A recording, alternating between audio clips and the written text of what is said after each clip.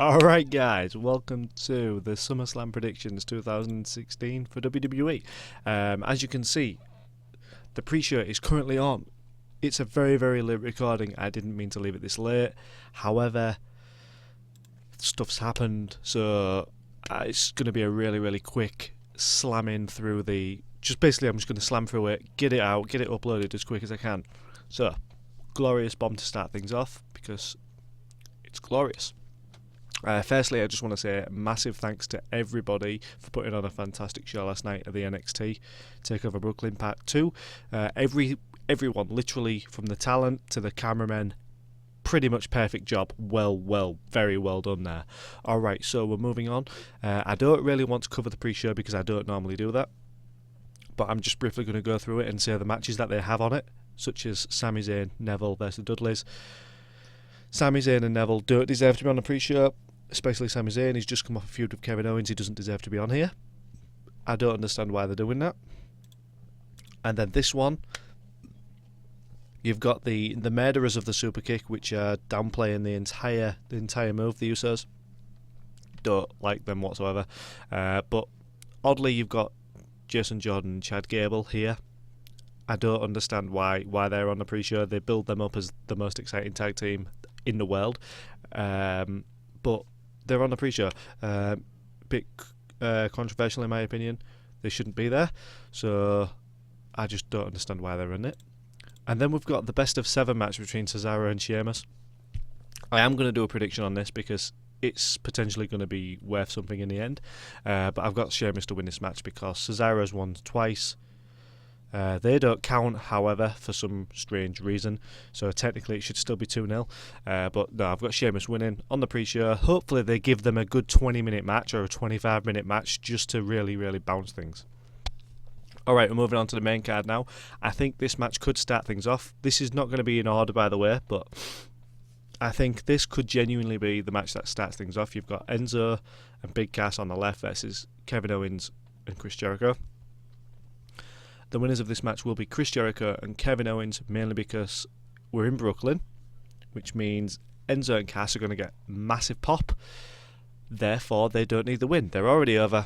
The crowd will go balmy. And what will ignite the fans even more? Seeing their faces lose in their pretty much hometown. So we've got Jericho and Kevin Owens to win this match. We've got a 3-on-2 match, I believe. We've got the 2 above me, Natty and Alexa Bliss, versus the 3 of Becky, Lynch, Carmella and Naomi. No one has said whether or not there's going to be a third person. If there is a third person, it's probably either going to be someone like Nikki Bella or someone maybe like Victoria that's used to be in the company and has now returned. If it's 3-on-2, obviously the 3 win. If it's 3-on-3, I think the heels win, which would be Alexa Bliss and Natty. And the third person, obviously.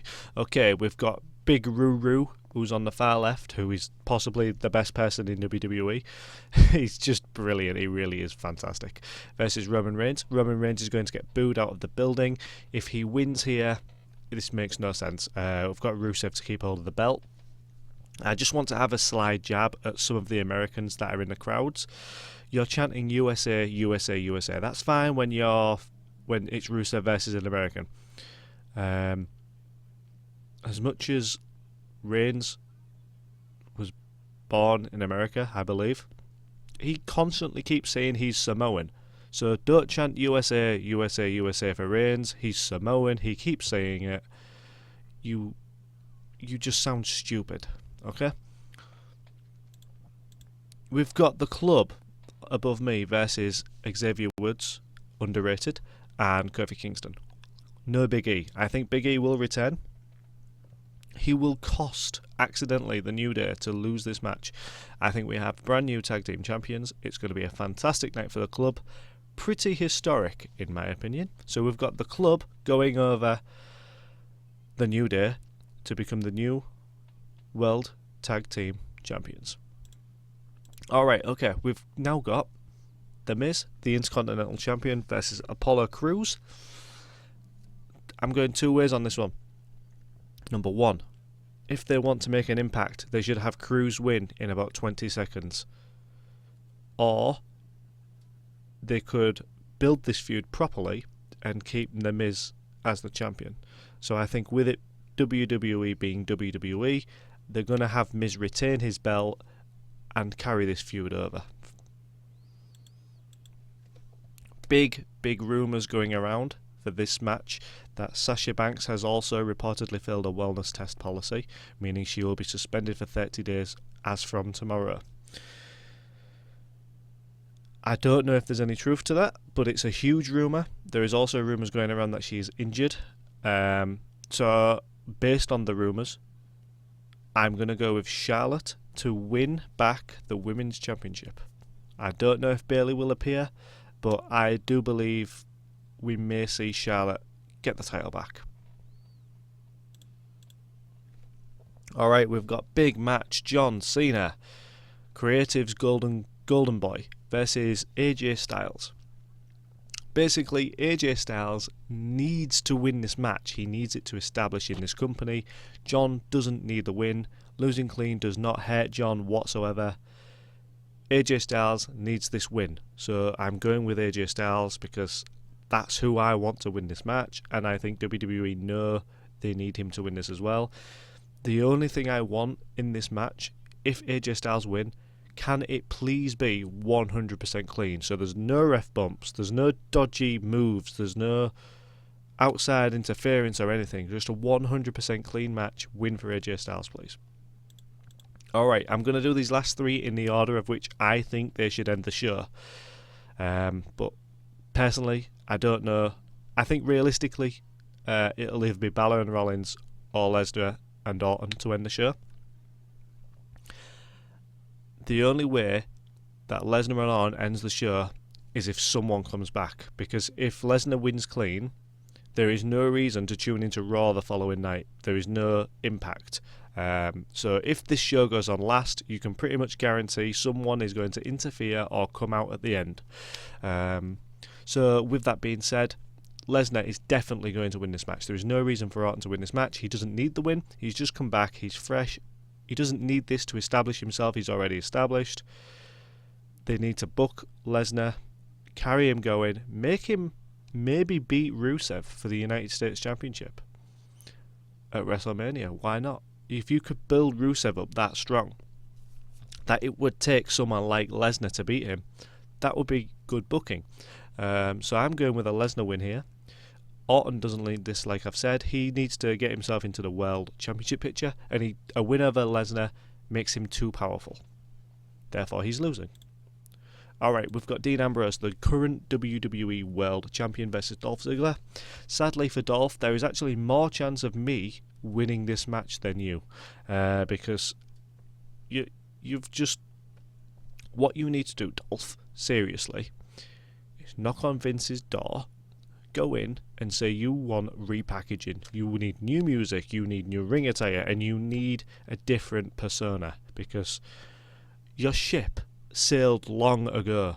You are fantastic. You are possibly the best in-ring talent since Shawn Michaels. You are that good. But you just have no character anymore. It's the same old Dolph. You need repackaging. So therefore, based on that, I've got Dean Ambrose going over on this one. Alright, we've got the match what I think will end the show. We have the Demon King, Finn Balor, versus Seth Rollins. I'm a bit tired on this one, mainly because Rollins they're creating a history and a legacy for Rollins. For an example, he's the first NXT champion. He's the first NXT champion to be the world champion. He's the first person to hold the US and the WWE championship. Ignoring Booker T for that, because he held the WCW championship. I just think if it was Finn Balor versus Seth Rollins, Rollins would have won this match. I think having the Demon as his debut, well, it's not really his debut, it's more his first title match. Having the Demon lose clean, or even just shady, is bad, because he's already lost to Samoa Joe as the Demon. I thought they should have kept the Demon persona unbeaten, like for his entire career. That should have been. They could have used it like he can only, like, embrace his character for so long. They should have used it as like a get out clause sort of thing. So whenever Balor needed to win, he would become the demon. So for that pure reason of he's going to be the demon today, he has to win. Personally, I would have maybe some sort of outside interference. I don't know if I want that, but I think that's probably the way they're going to go. Either Jon Stewart is going to interfere, or the club is going to interfere, or Triple H is going to interfere. I think more than likely we're going to see something like Jon Stewart swing a chair or throw something. It's going to miss Balor. It's going to hit Rollins. Rollins is going to go down. Balor is going to get the pin. Something like that. I don't think it's going to be a clean match. If it is, and WWE go with that, fair enough. But I just think with the club winning, with AJ Styles winning, I think we could see something like the club all coming out, doing their sort of thing. I don't know. I just think it can't be a clean finish, because if it is, that means WWE are very, very ballsy, and they're actually planning on making a few changes in the company and changing the way they normally book things. So I'm just, based on everything they've done over the last 10, 15, 20 years, this massively comes across as a interference or some sort of shady win for Finn Balor. Either way, I think Balor is moving and leaving SummerSlam with the brand new WWE Universal Championship. Thank you for watching. Tune into the pre-show now. It's on the WWE Network. See you all shortly. Like, share, subscribe, comment, do that all sorts of thing. Check out these things down here. They're all 3 Hit You things. So you've got Twitter, you've got Twitch, you've got YouTube, you've got my own website. Check them all out. Have a lovely night and enjoy the pay-per-view tonight, guys. We'll see you all very, very shortly. Sorry for the rush video, but enjoy the pay-per-view, guys. See you all soon.